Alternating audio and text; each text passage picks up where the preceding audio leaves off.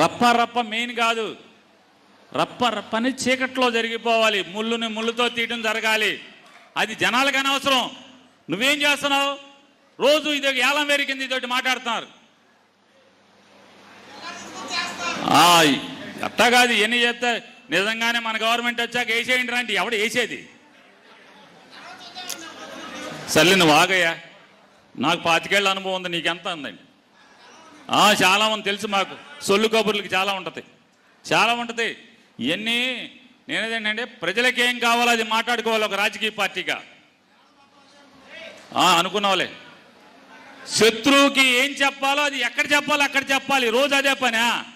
రోజు అదే పని ఏంటి? మనకి మారండి కార్యకర్తలు, రోజు అదే పని కాదు కదా. అది కాదు కదా మన లక్ష్యం. ప్రజల మనసులు గెలవాలి. చెప్పేవాడు ఎవడో చేయడు. కరిసే కుక్క మొరగదు, మురిగే కుక్క కరవదు. అది తెలుసుకోండి కొంచెం. కరిసే కుక్క సైలెంట్కి వచ్చి లటక్కని కరుస్తుంది. నీకు చేతనైతే రేపు గవర్నమెంట్ వచ్చిన తర్వాత ఎవడెవడు తప్పుడు వేషాలు వేసాడో ఆయన కరిసేయి. దానికి చెప్పాలి, ఎవడికన్నా చెప్పాలంట. రెండో గండి చెప్పాల్సిన పని లేదు, జరిగిపోవాలి. తర్వాత మీరందరూ కలిసి పలకరించాలి, ఎట్లా జరిగింది, ఏం జరిగింది, ఎవరు చేశాడని వెళ్ళండి. అంతేగాని ఇది సమాజం ఒప్పుకోదు, ప్రజలు మన్నించరు మనల్ని. అలా సరదాగా ఒక్కసారి ఆయన ఏదో మాట్లాడాడు, అయిపోయింది జగన్ గారు. అంతేగాని మనం అదే లోకేష్ లాగా ఎర్ర బుక్ అంటే చెప్తున్నా, ఈ ఎర్ర బుక్కే చంద్రబాబు నాయుడు, లోకేష్, పవన్ కళ్యాణ్ మెడకు ఉరితాడైపోతే ప్రజలు నేను అడగండి రేపొద్దున. ఈ ఎర్ర బుక్తోనే ఊరేస్తారు. ప్రజలకు కావాల్సింది ఎర్ర బుక్కు లేకపోతే రప్ప కాదు. ప్రజలకి రాష్ట్రానికి మంచి చేసేవాడు కావాలి. జగన్ కన్నా మంచి చేసేవాడు ప్రస్తుతం ఈ రాష్ట్రంలో ఎవడూ లేడు. ఒక రాజశేఖర రెడ్డి మాత్రమే ఉన్నాడు జగన్ కన్నా ఎక్కువ చేసేవాడు. అది గమనించుకోండి. ఇవాళ అధికారం ఉంది కదా అనే మదంతో ఎలా విర్రవీగుతున్నారంటే జగన్మోహన్ రెడ్డి గారి కాన్వాయ్ వెళ్తుంది, యాక్సిడెంట్ అయింది, మన కార్యకర్త చనిపోయాడు, ఎస్పీ ప్రెస్ మీట్ పెడతాడు, పలానా నంబర్ కారు గుద్దేసిందని చెప్తాడు, వాళ్ళ మీద ఎఫ్ఐఆర్ కడతారు, కారు సీజ్ చేస్తారు, వాడికి తీసుకెళ్లి స్టేషన్ బెయిల్ ఇస్తారు ఆ డ్రైవర్కి. 3 రోజుల తర్వాత ఆ సబ్ ఇన్స్పెక్టర్ గారు సోషల్ మీడియాలో ఎవడో తెలుగుదేశం వాడు పోస్ట్ చేశా అంట, పేకమేంచి ఎక్కిందని చెప్పని అది డౌన్లోడ్ చేసి జగన్మోహన్ రెడ్డి గారు ఫ్లెక్సీలు కట్టేవాడు అక్కడ నుంచున్నాడంట, ఫ్లెక్స్ కట్టి ఆడితో స్టేట్మెంట్ తీసుకుంటాడు.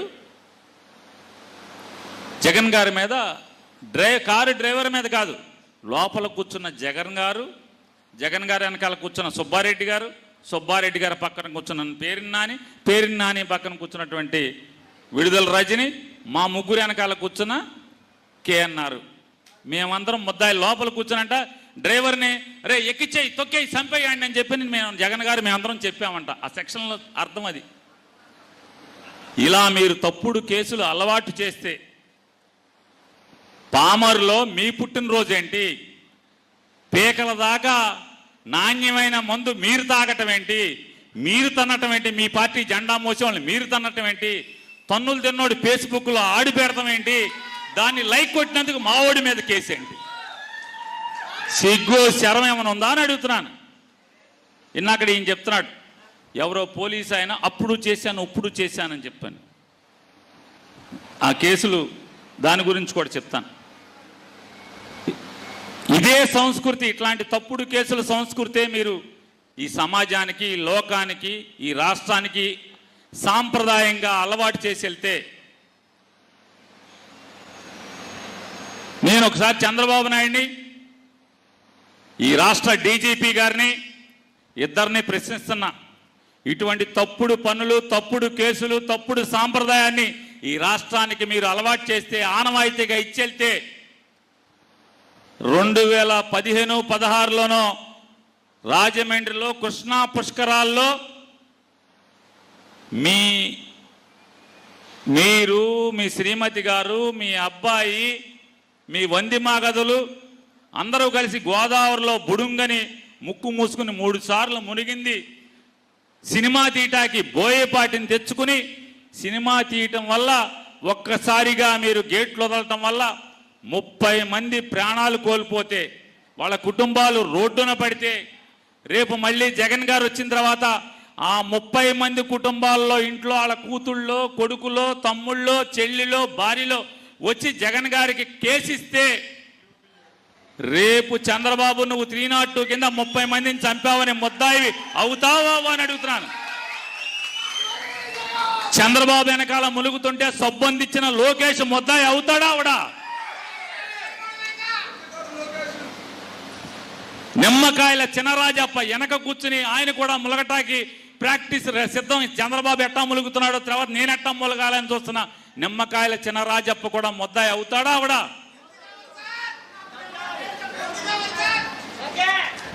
అవుతాడా అవడా?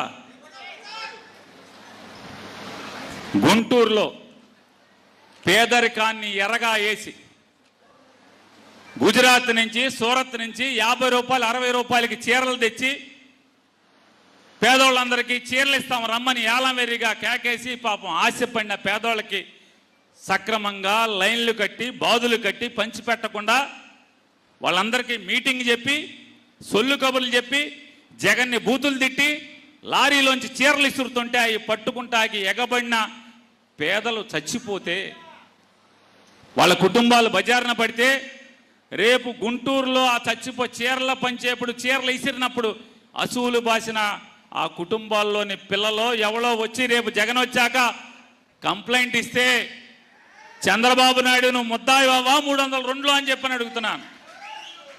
నువ్వే కాదు, నక్క ఆనందబాబు, ఆలపాటి రాజేంద్ర ప్రసాద్, చిలకలూరిపేట పుల్లారావు, ఆ చీరలు కొనుక్కొచ్చినోడు ఎవరైతే 50 రూపాయలు కొనుక్కొచ్చిన శ్రీనివాస్, అమెరికా శ్రీనివాసు, మీరందరూ ముద్దాయిలు అవుతారా అవరా? మిమ్మల్ని చెయ్యాలా అక్కర్లేదా? కందుకూరులో మా ఇంటికి ఎప్పుడన్నా వచ్చారు రాలేదు మీరెవరన్నా? సన్న గొంతు ఉంటుంది, 10 అడుగులో 12 అడుగుల గొంతు. మా ఇంటికి సొంతంత సందులో చంద్రబాబు నాయుడు మీటింగ్ పెడితే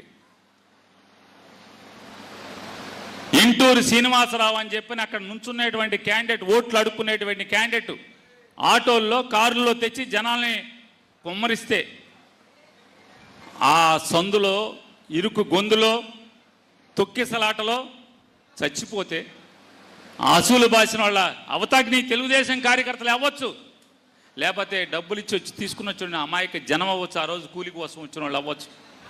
వాళ్ళ కుటుంబాలు బజారున పడితే రేపు మళ్ళీ 29లో జగన్ గారు వచ్చిన తర్వాత వాళ్ళ ఇంట్లో పిల్లలో లేకపోతే ఎవరో వచ్చి కేసిస్తే చంద్రబాబు నాయుడు ముద్దాయి అవడా?